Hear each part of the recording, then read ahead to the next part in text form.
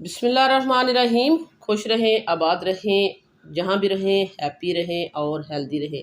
अगर आपने परफेक्ट खीर बनानी है, मज़ेदार खीर बनानी है, ठंडी ठंडी और रस भरी, आप इसको रबड़ीदार भी कह सकते हैं, इतनी मज़ेदार ये खीर है, तो ये वाली रेसिपी आपके लिए बहुत ही बेस्ट रहेगी। बहुत आसानी से बनाएंगे, बहुत आसान तरीके से, जिस तरह हमने आपसे वादा किया है कि हम आसान सिंपल रेसिपी लेके आते हैं, उसी सिलसिले में आज हम लेके आए हैं आपके लिए मज़ेदार सी खीर, जिसको कहते हैं किस्सा खानी खीर। किस्सा खानी बाज़ार की ये मशहूर खीर है, तो आइए फिर देख लेते हैं और सीख लेते हैं कि ये मज़ेदार सी खीर आखिर कैसे बनेगी। जिसके लिए हमने फ्लेम को ऑन कर दिया है, कढ़ाई को चूल्हे पर रख दिया, इसमें हमने डाल दिया है 2 लीटर दूध।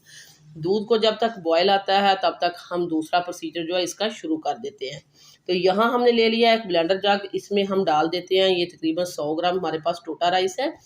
तो अगर आप ये 100 ग्राम आपको इस तरह नहीं पता चलता, तो ये 12 चम्मच जो खाने वाले चम्मच होते हैं, 12 चम्मच चावल आप लें तो ये 100 ग्राम बन जाते हैं। तो उनको हमने पहले धो लिया था, अच्छे से भिगो लिया था तकरीबन आधा घंटा, और भीगे हुए चावल हमने डाल दिए। और ये हमारे पास है रस, जो सुबह आप चाय के साथ खाते हैं वही रस है, आम नॉर्मल हर शॉप से मिल जाते हैं। तो ये 4 से हमने पीस जो है रस के डाले हैं, 4 रस हमने डाले हैं, ज़्यादा नहीं। और 1 गिलास हम इसमें दूध डाल देंगे। तो ये वाला जो 1 गिलास हमने दूध डाला ये 2 किलो के अलावा है। तो हम आपको 2 किलो की रेसिपी दे रहे हैं, बहुत ही ऑथेंटिक तरीके से बताएंगे। कोई भी आप जो बनाएगा न्यू पकाने वाला वो भी परफेक्ट बनाएगा।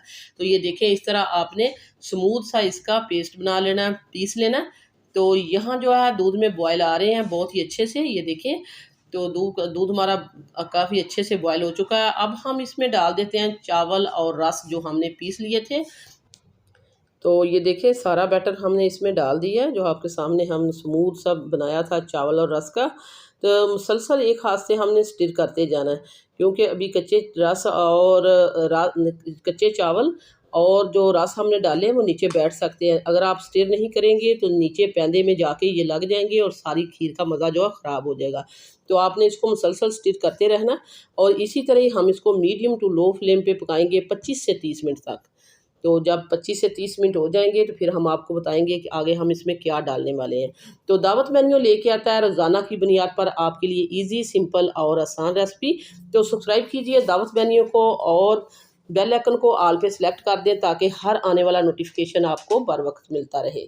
तो ये देखें, इसमें हम डाल देते हैं चीनी। तो 2 किलो में हम डालेंगे 1 कप चीनी। तो 1 कप जो है वो परफेक्ट रहेगी। 2 किलो जो हमने खीर बनाई है इसके लिए 2 किलो दूध था। तो अगर आपने मीठा कम या ज़्यादा करना है तो अपनी मर्ज़ी से कर सकते हैं, लेकिन ये इतना मीठा इसमें परफेक्ट रहेगा। तो इसको हमने चीनी डाल दी है और हम इसको इसी तरह पका रहे हैं।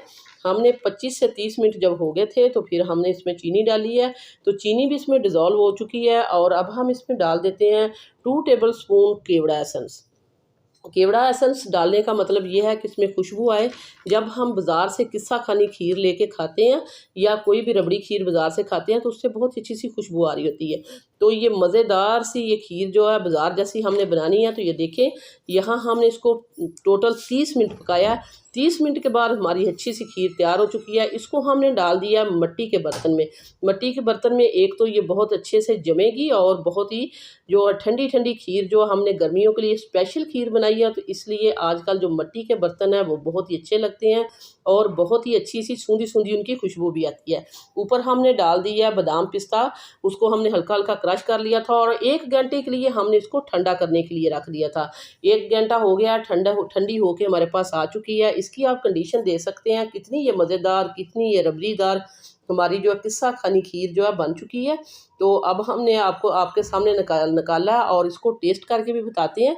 ये मज़ेदार सी खीर, ये देखें, चम्मच के ऊपर डाली है, नीचे गिर नहीं रही। इतनी मज़ेदार, इतनी क्रीमी और इतनी स्मूथ खीर बनानी है तो फिर ये वाली रेसिपी आपने ज़रूर देखनी है।